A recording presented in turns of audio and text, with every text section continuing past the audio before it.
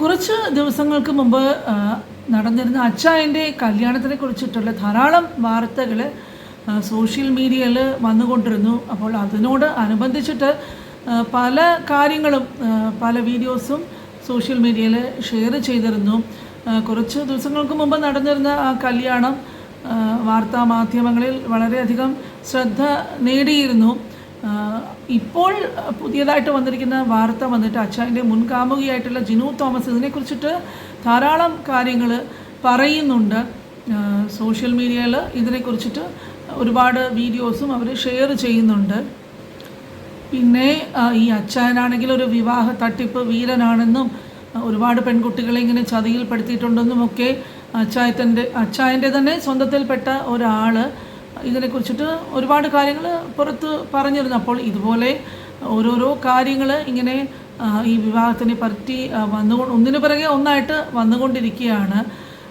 ഇങ്ങനത്തെ കാര്യങ്ങളൊക്കെ ഇന്നത്തെ സമൂഹത്തിൽ നടക്കുന്നത് സോഷ്യൽ മീഡിയയിൽ നിന്ന് നോക്കിയാണ്. പണ്ടത്തെ കാലത്തൊക്കെ ആണെങ്കിൽ ഇങ്ങനെ നടക്കുന്നതൊന്നും അധികം ആരും വെളിയിൽ അറിയാറില്ല. പക്ഷേ ഇപ്പോൾ എല്ലാ കാര്യങ്ങളും സോഷ്യൽ മീഡിയ വഴി ഉടനെ പുറത്ത് വരുന്നത് കൊണ്ട് ഇതെല്ലാ ആൾക്കാരിലും ഇങ്ങനത്തെ വാർത്തകളൊക്കെ ഉടനെ എത്തിച്ചേരുന്നുണ്ട്.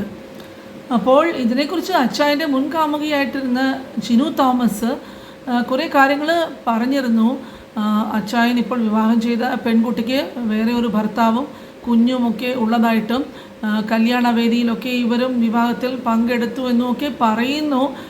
ഈ പറയുന്നതല്ലാതെ അതിന് യാതൊരു തെളിവും ജിനു പറയുന്നില്ലെങ്കിലും ഇതൊക്കെ എത്രമാത്രം ഇതിൽ സത്യമുണ്ട് എന്നുള്ളതൊന്നും അറിയാനായിട്ട് സാധിക്കുന്നില്ല. ഇവരുടെ കല്യാണത്തിന് അവർ ഹസ്ബൻഡും അവരുടെ 2 പിള്ളേരുണ്ട്, ആ കുട്ടികളും കല്യാണത്തിനുണ്ടായിരുന്നു. ചേച്ചി അവിടെ നിൽക്കുന്ന സമയത്ത് ഈ പെൺകുട്ടിയായിട്ടുള്ള വിവാഹത്തിന്റെ കാര്യം അങ്ങനെ എന്തെങ്കിലും അറിയായിരുന്നോ? ഇല്ല, ഈ അങ്ങനെ ഒരു സമയത്തൊന്നും അങ്ങനെ ഒരു റിലേഷൻ ഒന്നും ഉണ്ടായില്ലായിരുന്നു. അവിടെ ആ സമയത്ത് ചേച്ചി കണ്ടിട്ടില്ല അവരെ. അന്നേരത്തെ അവരുടെ വൈഫാണെന്നും പറഞ്ഞുകൊണ്ട് എന്നെ വേറെ ഒരു ചേച്ചിനെ പരിചയപ്പെടുത്തിയത്. അവിടെ ഒരു ചേച്ചി ഉണ്ടായിരുന്നു അന്നേരം. പലരും അത് സോഷ്യൽ മീഡിയയിൽ പറയുന്നു കോട്ടയത്ത് വീടെന്ന് പറയുന്നു.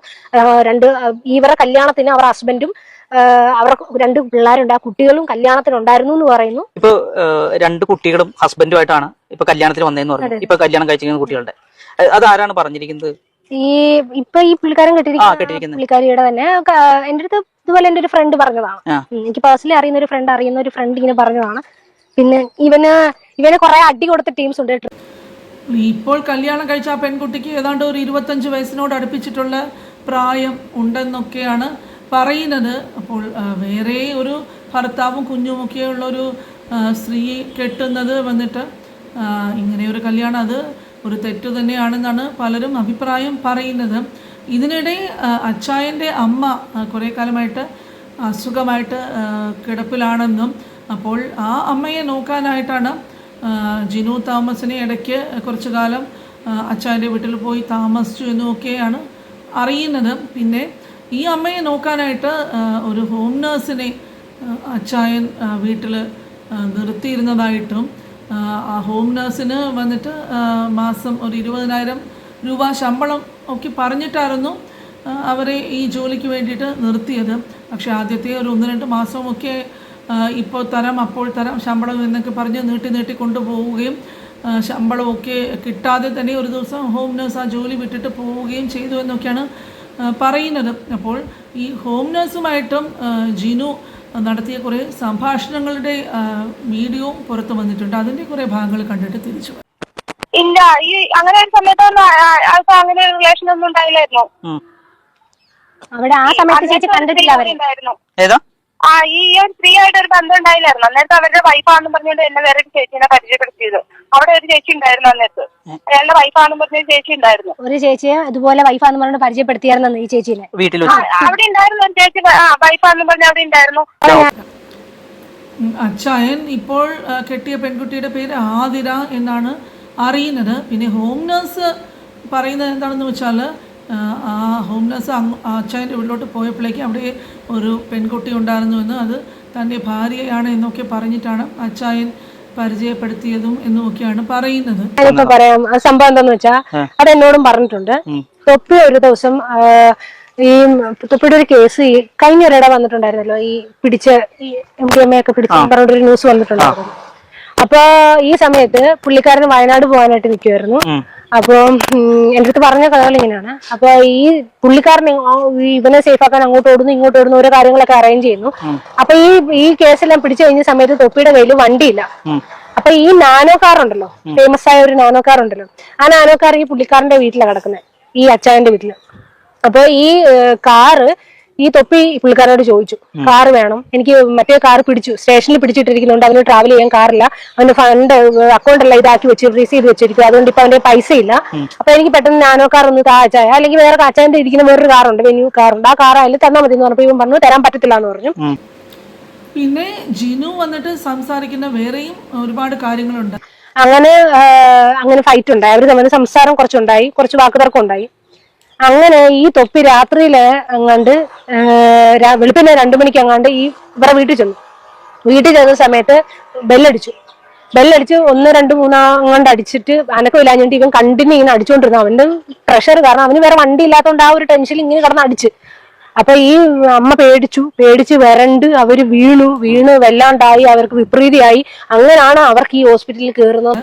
അച്ചായന്റെ ക്ലോസ് ഫ്രണ്ട് ആയിട്ടുള്ള തൊപ്പിയെ കുറിച്ചിട്ടും കുറെ കാര്യങ്ങള് ജിനു ഇവിടെ സംസാരിക്കുന്നുണ്ട്. ചേച്ചി കുറച്ച് ദിവസം ഇവിടെ നിൽക്കണം, ഇവിടെ നിന്നിട്ട് തൊപ്പി കാണാണ്ടാണ് എന്റെ അമ്മയ്ക്ക് ഈ അവസ്ഥ വന്നത്. അപ്പൊ അതുകൊണ്ട് തൊപ്പി ഇവിടെ വന്ന് ചേച്ചിനെ ഒന്ന് കാണുന്ന വരെ ഇവിടെ ഒന്ന് നിൽക്കണം. കാരണം തൊപ്പി വന്നു കഴിഞ്ഞാൽ അമ്മയ്ക്ക് ഈ ട്രീറ്റ്മെന്റിന് ആവശ്യമായിട്ടുള്ള പൈസയും കാര്യങ്ങളൊക്കെ അവൻ തരും. കാരണം എന്താന്ന് വെച്ചിട്ടുണ്ടെങ്കിൽ അവൻ കാരണമാണ് എന്റെ അമ്മ ഈ ഒരു അവസ്ഥയിൽ വന്നത്. അപ്പൊ അതുകൊണ്ട് അവൻ തന്നെ എന്റെ അമ്മേനെ ട്രീറ്റ്മെന്റ് ചെയ്യണം. അമ്മേനെ നോക്കാൻ ഞാൻ ആളെ നിർത്തിയേക്കുവാണ്. 35,000 രൂപ ശമ്പളം കൊടുത്താണ് നിർത്തിയേക്കണേ. ചേച്ചിയുടെ കറക്റ്റ് ശമ്പളം ചേച്ചി പറയണ്ട, ഇത്രയും ശമ്പളം എന്ന് ചേച്ചി പറഞ്ഞാൽ മതി. അപ്പൊ അതുകൊണ്ട് തൊപ്പി വന്നവരെങ്കിലും ചേച്ചി നിക്കണോന്ന് പറഞ്ഞു. ഞാൻ സത്യം പറഞ്ഞു കഴിഞ്ഞാൽ തൊപ്പി കഴിഞ്ഞാൽ ഞാൻ നോക്കാൻ പോയില്ല. ഞാൻ വെളുപ്പാങ്കാലത്ത് ഞാൻ അവിടുന്ന് ചാടി. അതാണ് എന്റെ അവസ്ഥ. കാരണം എനിക്ക് അങ്ങനെ കള്ളത്തരം കാണിച്ച് നിൽക്കേണ്ട ആവശ്യമില്ല. കാരണം നമ്മളെന്തായാലും ഒരു വീട്ടിൽ പാവപ്പെട്ടവർ ഏതെങ്കിലും ഒരു അമ്മേനെ നോക്കാനായിട്ടാണ് നമ്മൾ പോണത്. അത് ഈ വീടല്ലെങ്കിൽ വേറെ ഒരു വീട്. പിന്നെ അമ്മേനെ നോക്കാൻ നിന്നപ്പോ മര്യാദയ്ക്ക് നോക്കി, അമ്മയുടെ ഭക്ഷണം കൊടുത്തു, അമ്മേനെ കുളിപ്പിച്ച്, അമ്മയുടെ കാര്യങ്ങളൊക്കെ ഭംഗിയായിട്ട് നോക്കി. അതിന്റെ പൈസ എനിക്ക് തന്നിട്ടുമില്ല. എനിക്ക് വേണമെന്നും ആഗ്രഹമില്ല. കാരണം കിട്ടൂലെന്ന് എനിക്കറിയാം. പിന്നെ എന്റെ അമ്മേനെ നോക്കിയതുപോലെയാണ്. അപ്പോൾ ഈ കാര്യങ്ങളൊക്കെ ഇതുപോലെ തന്നെയാണ് ഹോം നഴ്സും പുറത്ത് പറയുന്നത്. ആകപ്പാടെ ഒരു വലിയ വിവാദം തന്നെയായിട്ട് മാറിയിരിക്കുകയാണ് അച്ചായൻ്റെ കല്യാണവും അത് കഴിഞ്ഞിട്ടുള്ള പ്രശ്നങ്ങളും. പല പെൺകുട്ടികളെയും പോയി അങ്ങോട്ട് പരിചയപ്പെടുകയും അവരെ ആകർഷിച്ചിട്ട് കല്യാണം കഴിച്ചിട്ട് പിന്നെ അങ്ങ് വിടുകയും ചെയ്യുന്നു. ഇങ്ങനെയൊക്കെ ഒരുപാട് കഥകളൊക്കെ പറഞ്ഞ് കേൾക്കുന്നുണ്ട്. അപ്പോൾ ഈ വിവാദങ്ങളോടൊക്കെ പ്രതികരിച്ചിട്ട് തൊപ്പിയും കുറേ കാര്യങ്ങൾ വീഡിയോയിൽ വന്നിട്ട് അത് സോഷ്യൽ മീഡിയയിൽ ഷെയർ ചെയ്തിരുന്നു.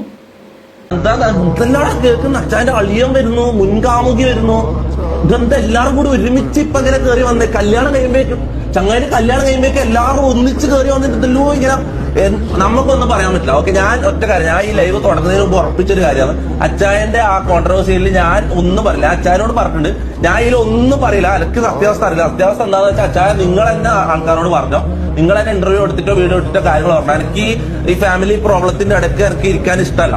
ഓക്കെ, അതില് തലയിടാനോ അതില് ഒരു പാർട്ടാനോ എനിക്ക് ഇഷ്ടമല്ല. ഓക്കെ, അനക്ക് പരിചയമുള്ള ആളെന്ന് വെച്ചാൽ അച്ചായൻ എന്ന് പറഞ്ഞ ക്യാരക്ടറാണ്. ഓക്കെ, ഈ സോജൻ എന്ന് പറഞ്ഞ ആൾക്കാണ് ഈ ഫാമിലി, ഓരോ ഫാമിലിയിലാണ് ഇതെല്ലാം നടക്കുന്നത്. അത് എനിക്കറിയില്ല. ഈ അച്ചായൻ ഉള്ള പേര് ഞങ്ങൾക്ക് ഞാനിട്ടാണ് അച്ചായൻ എന്നുള്ള പേര്.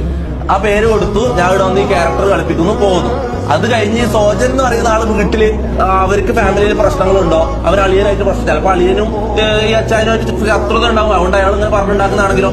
പിന്നെ ഇതെന്താന്ന് എനിക്ക് പറയാൻ പറ്റില്ല. ഓക്കെ, അതിൽ ഞാൻ ഒരിക്കലും ഇതില് എന്റെ സ്റ്റേറ്റ്മെന്റ് എനിക്ക് ഇതിലൊന്നും തലയിടാൻ താല്പര്യമില്ല. ഓക്കെ, എനിക്ക് ഇതിനെ കുറിച്ച്.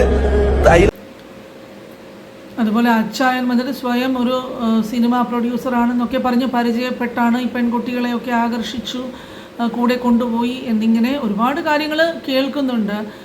ഈ അച്ചായൻ എന്നുള്ളത് യഥാർത്ഥ പേരല്ല, അത് സോഷ്യൽ മീഡിയയ്ക്ക് വേണ്ടി തൊപ്പി കൊടുത്ത പേരാണ് എന്നൊക്കെയാണ് അറിയുന്നത്. ഈ തൊപ്പി വിവാദം വന്നിട്ട് അച്ചായനും തമ്മിൽ ആ ഫ്രണ്ട്ഷിപ്പിനെ കുറിച്ചിട്ട് പല കാര്യങ്ങളും അതിനോടനുബന്ധിച്ചിട്ട് പിന്നീട് അച്ചായൻ്റെ കല്യാണവും അത് കഴിഞ്ഞിട്ട് മുൻകാമുകിയായിട്ടുള്ള ജിനു, ഹോം നഴ്സ്, ഇവരൊക്കെ വന്ന് ഓരോരോ കാര്യങ്ങൾ പറയുന്നതും ഇതൊക്കെ ഒന്നൊന്നായിട്ട് വിവാദങ്ങളായിട്ട് ഇങ്ങനെ വന്നുകൊണ്ടിരിക്കുകയാണ്. ഇക്കാലത്ത് ഇങ്ങനെയും കല്യാണങ്ങൾ നടക്കുമോ എന്നൊക്കെ ധാരാളം പേർക്ക് ഇതിൽ വന്നിട്ട് ഈ നെഗറ്റീവ് കമൻസ് ഒന്ന് പറഞ്ഞാൽ എല്ലാ വീഡിയോസിലും പറയുന്നത് പോലെ പ്രൈവറ്റ് ആക്കി വയ്ക്കേണ്ട കാര്യങ്ങളും സ്വന്തം ജീവിതത്തിൽ നടക്കുന്നതുമൊക്കെ ഇങ്ങനെ പബ്ലിക്കായിട്ട് വന്ന് ഷെയർ ചെയ്യുമ്പോഴേക്കും ധാരാളം ഇതുപോലത്തെ നെഗറ്റീവ് കമൻസും വിവാദങ്ങളും ഒക്കെ ഇത് കാരണം ഉണ്ടാകുന്നുണ്ട്. അപ്പോൾ അതൊക്കെ നേരിടേണ്ട ഒരു അവസ്ഥയാണ് ഇപ്പോൾ ഇവർക്കൊക്കെ ഉള്ളത്. എന്തു തന്നെയാലും ഇങ്ങനെ പബ്ലിക്കലായിട്ടൊക്കെ വന്ന് ഇടുമ്പോഴേക്കും ഈ കാണുന്നവരും അവർക്ക് മനസ്സിൽ തോന്നുന്ന അഭിപ്രായം പറയുന്നത് സ്വാഭാവികമാണ്. അപ്പോൾ അവരെയും തെറ്റു പറയാനായിട്ട് പറ്റില്ല. ഈ സംഭവങ്ങളൊക്കെ നിങ്ങളിൽ പലരും അറിഞ്ഞു കാണും. നിങ്ങൾക്ക് ഇതിനെക്കുറിച്ചിട്ട് എന്താണ് അഭിപ്രായം എന്നുള്ളത് മറക്കാതെ കമൻറ്റ് ബോക്സിൽ ഷെയർ ചെയ്യുക. ഇതുപോലെ വേറെ ഒരു വീഡിയോയുമായിട്ട് ഉടനെ കാണാം. ഇതുവരെ സബ്സ്ക്രൈബ് ചെയ്തിട്ടില്ലാത്ത ഫ്രണ്ട്സ് ഉണ്ടെങ്കിൽ മറക്കാതെ ചാനൽ സബ്സ്ക്രൈബ് ചെയ്യുക. അടുത്ത വീഡിയോയുമായിട്ട് വരുന്നത് വരെ താങ്ക്സ് ഫോർ വാച്ചിങ്.